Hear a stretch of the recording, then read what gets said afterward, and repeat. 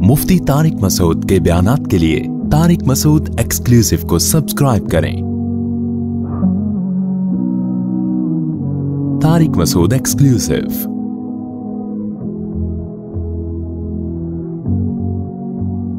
वला तुसल्ली अला अहदिम मिनहुम माता अबदन, इनमें से जब किसी की मौत वाक़े हो जाए तो इनके पर नमाज जनाजा पढ़ने की कभी भी आपको इजाज़त नहीं है।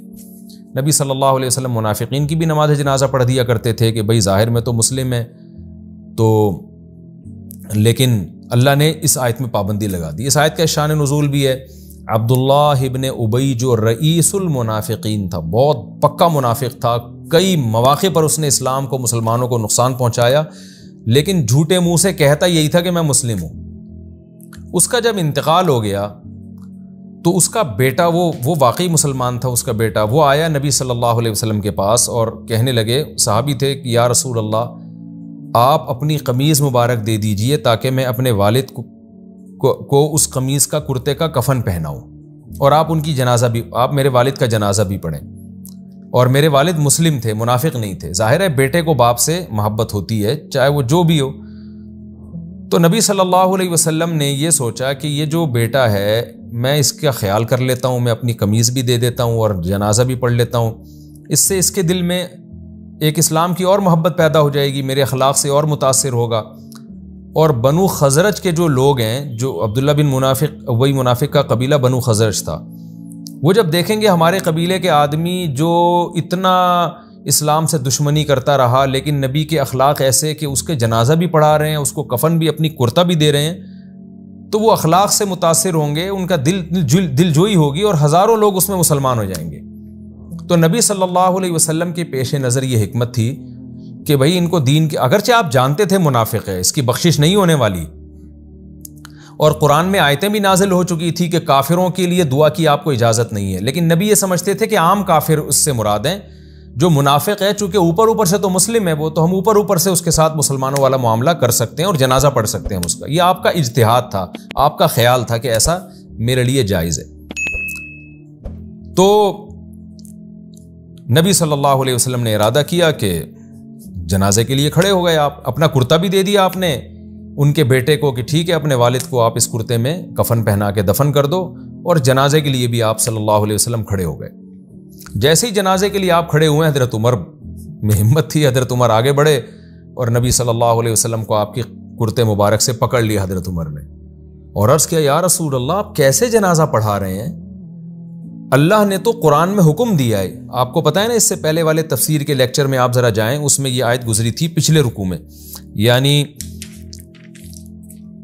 ये जो रुकू नंबर 9 और सूरह तौबा का रुकू नंबर 9 और 10वें पारे का रुकू नंबर 16, इसकी आखिरी आयत आप ज़रा देखें। पिछले एपिसोड में मैंने इसको बयान किया है। वो आखिरी आयत क्या थी, यानी जो हम रुकू अब पढ़ रहे हैं, इससे पहले वाले रुकू की आखिरी आयत, उसमें ये आयत नाजिल हुई थी, इस्तगफिर लहुम औ ला तस्तगफिर लहुम, ए नबी आप इन मुनाफिकीन के लिए इस्तिगफार करें या ना करें।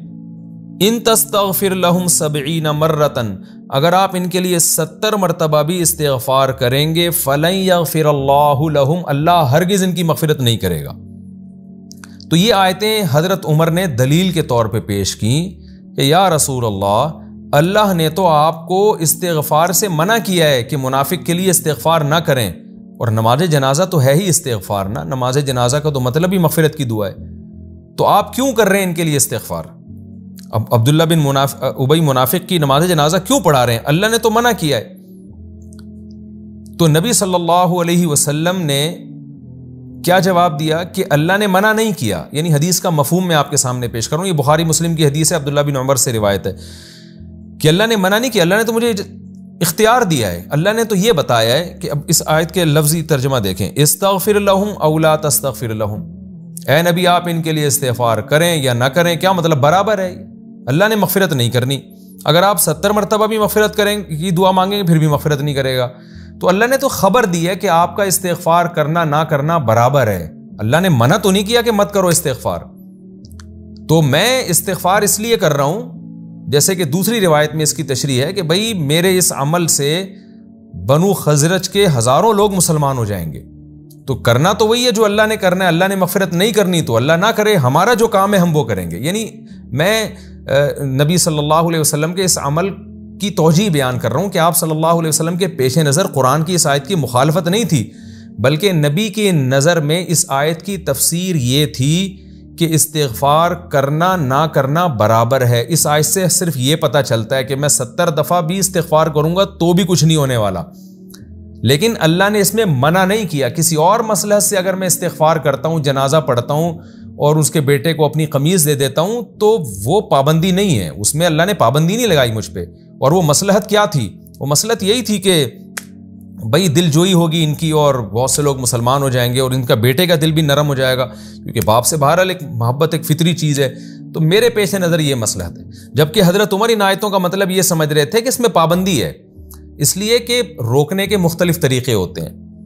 یعنی اللہ تعالیٰ جب یہ کہہ رہے ہیں نا کہ اے نبی آپ استغفار کریں نہ کریں, آپ 70 دفعہ بھی کریں گے نہیں مغفرت کروں گا, تو اس کا مطلب ہے کہ آپ نہ کریں. آپ یعنی یہ کام فضول عبث ہے. تو عبث کام جو ہے نا یہ حکمت کے منافی ہے. کوئی بھی دنیا میں ایسا نہیں ہے جو عبث کام کی اجازت دے دے. یعنی اللہ کی حکمت کے خلاف ہے کہ اللہ آپ کو ایک فضول اور لغو کام کی اللہ آپ کو اجازت دے گا. تو حضرت عمر اس آیت کی تفسیر کا مطلب یہ سمجھ رہے تھے کہ اس میں استغفار پہ پابندی ہے, کیونکہ پابندی لگانے کا ایک طریقہ یہ بھی ہوتا ہے کہ صاف لفظوں میں منع کر دیں یہ نہ کریں آپ, اور ایک طریقہ یہ بھی ہوتا ہے کہ آپ اگلے کو کہہ دیں بھائی تو مجھ سے جو ہے نا, جیسے میں ایک مثال دیتا ہوں, ایک آدمی آپ سے قرضہ مانگنے کے لیے آیا تو آپ نہیں دے رہے, وہ بار بار اصرار کر رہا ہے, تو آپ اسے کیا کہتے ہیں, بھائی تو 1 گھنٹہ بھی مجھ سے مانگتا رہے گا نا تو میں تجھے نہیں دوں گا.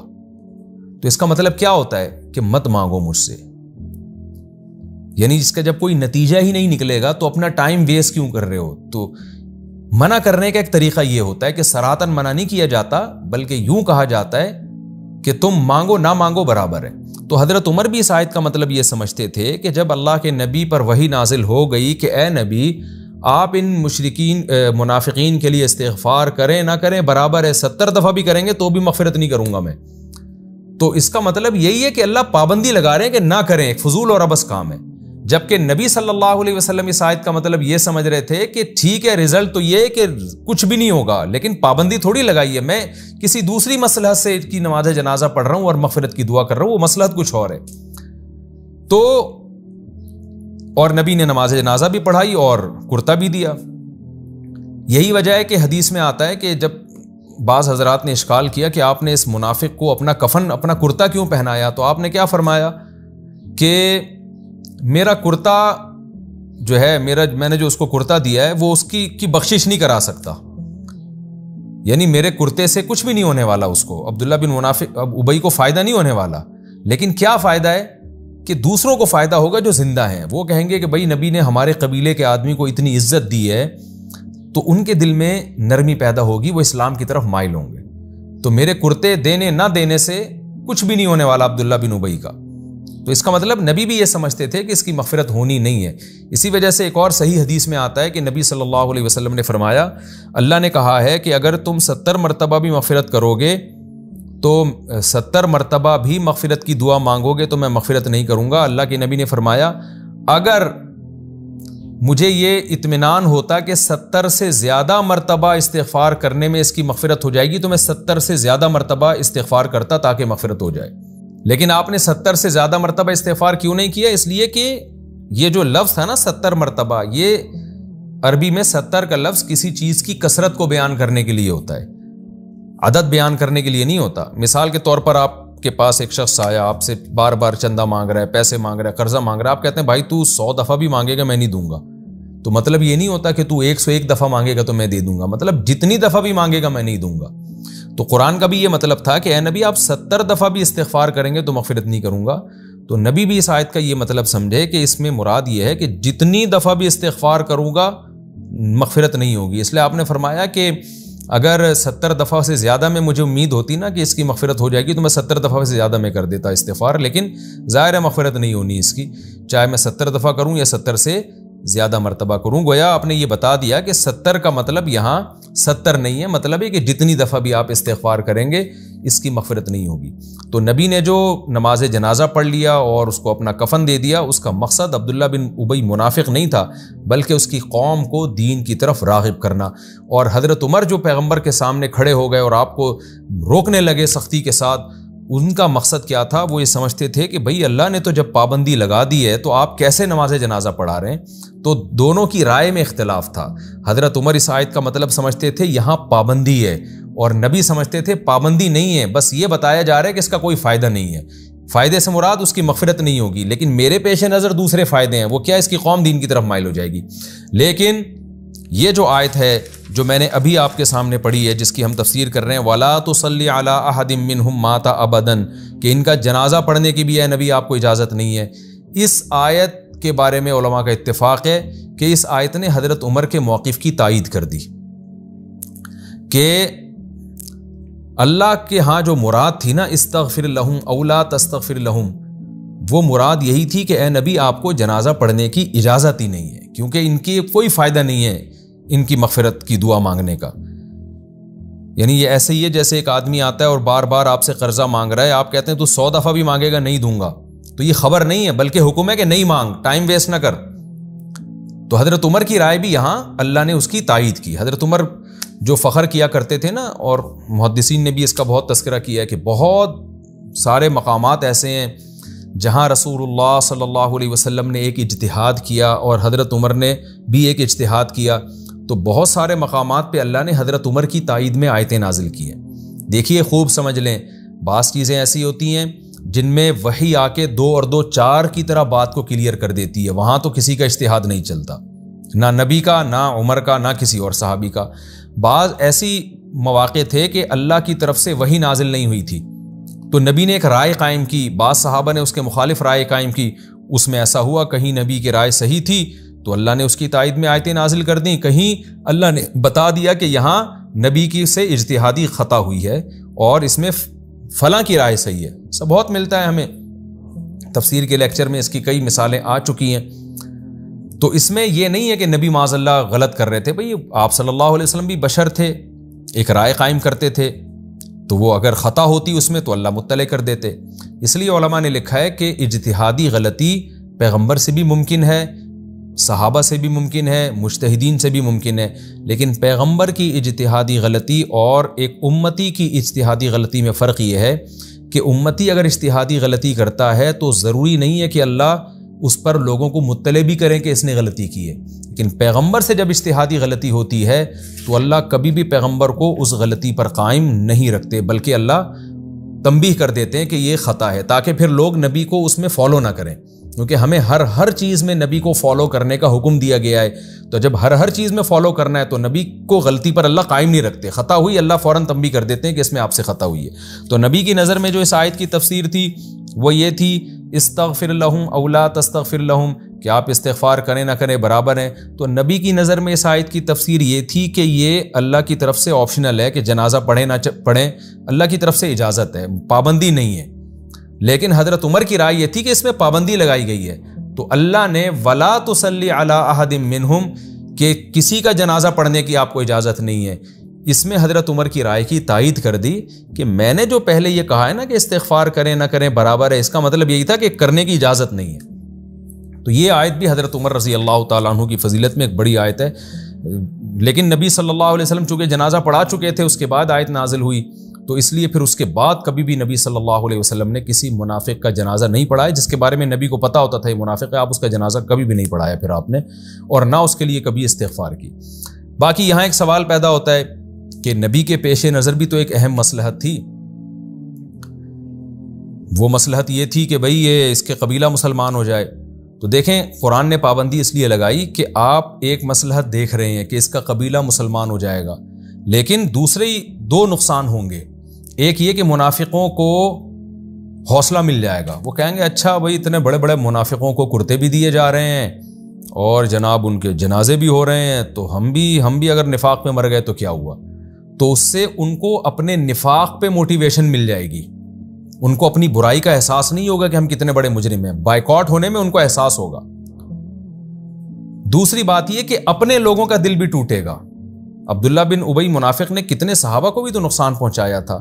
تو اپنے لوگوں کے کٹنے کا بھی اندیشہ ہوتا ہے کہ وہ دور ہو جائیں گے کہ بھائی ٹھیک ہے آپ اس کے قبیلے کا تو خیال کر رہے ہیں لیکن اپنوں کا بھی تو خیال کرنا ہے نا کہ ہمارے لوگ کہیں ہم سے دور نہ ہو جائیں اور کہیں کہ اتنے بڑے دشمن اسلام دشمن کو آپ کرتا دے رہے ہیں, اس کا جنازہ پڑھا رہے ہیں.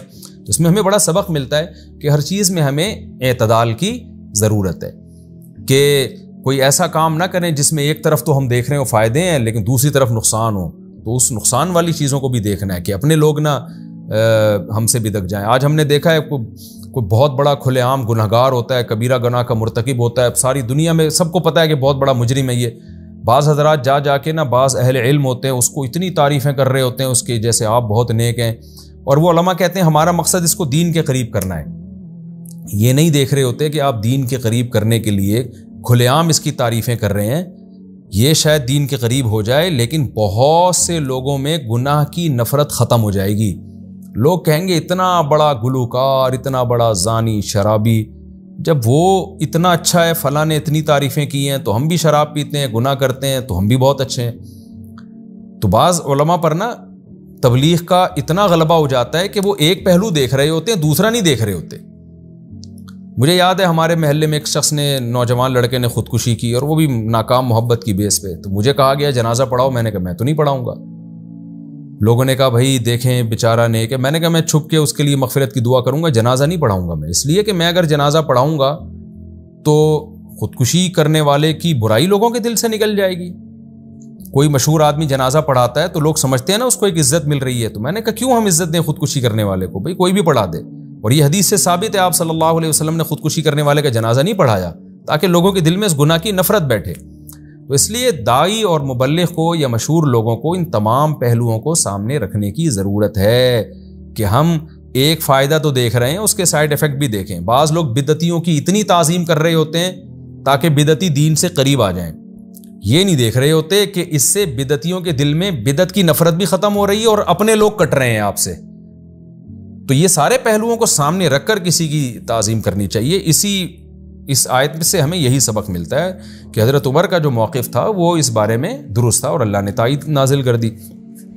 وَلَا تُصَلِّ عَلَىٰ أَحَدٍ مِّنْهُمْ مَاتَ أَبَدًا, اے نبی ان میں سے کسی ایک کے پر بھی جنازہ نہ پڑھیں آپ کبھی بھی. وَلَا تَقُمْ عَلَىٰ قَبْرِهِ, اور اس کی قبر پہ بھی نہ کھڑے ہوں. یہاں کھڑے ہونے سے مراد ہے جو دفنانے کے وقت کھڑے ہوتے ہیں دعا کرتے ہیں ویسے کھڑے ہونا. آپ قبرستان جاتے ہیں عبرت کے لیے تو وہ تو کہیں بھی کھڑے ہو سکتے ہیں آپ, یا کسی کام سے کھڑے ہو گئے. یہاں مخصوص قسم کے کھڑے ہونا جو ایک محبت میں جب آپ کسی کو دفناتے ہیں اپنے والدین کی کفن دفن میں شریک ہوتے ہیں پھر وہاں آپ دعا مانگتے ہیں, یہ والا کھڑے ہونا مراد ہے کہ اس کو پروٹوکول نہ دیں آپ.